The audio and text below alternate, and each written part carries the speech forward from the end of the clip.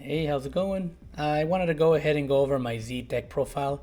I've been having a blast with it. I've been doing really good against Sakazuki, Anel, and Karakuri. They're really tough matchups, but if you know since you know if you know the ins and outs to those decks and you play correctly, you'll be able to do well against them.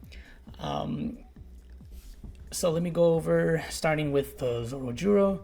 This is really good in a multicolored deck because your leader you just have to get hit once for this effect to apply.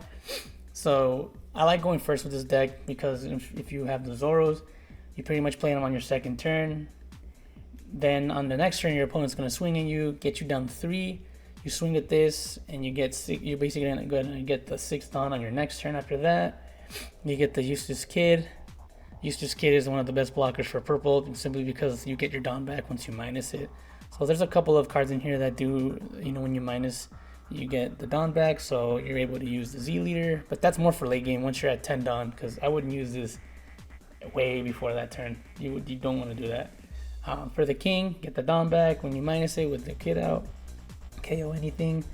I would use the Sakazuki, but I feel like you do need hand. You do need some hand power in this game. Well, for this deck, because it's multicolor, you have less life cards to work with.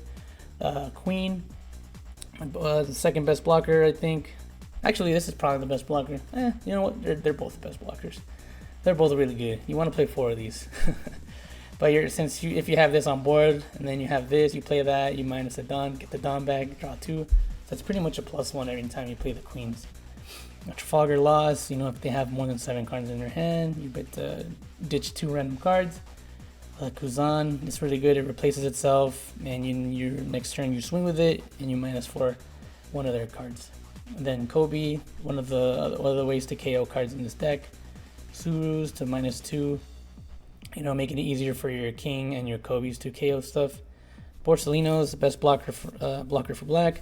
6k power on your opponent's turn and can't be KO'd.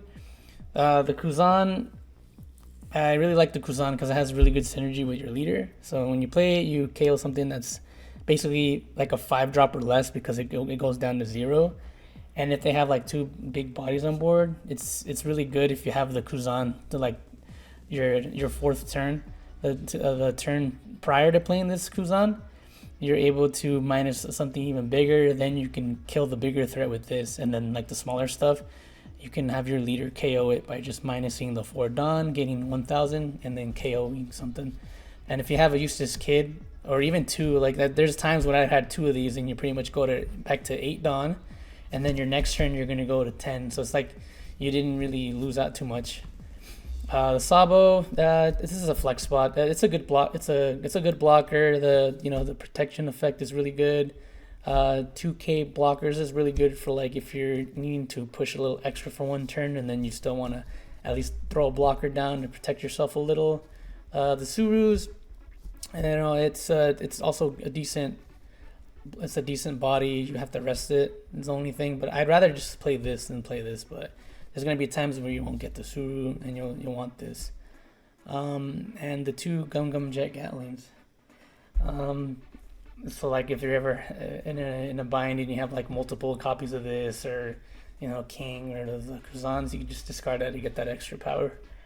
Let me know what you guys think, and hopefully you guys like the deck profile. If there's anything that you guys would change, let me know, and I could test it out. But so far, this has been doing really well for me. I hope you liked it. Thanks.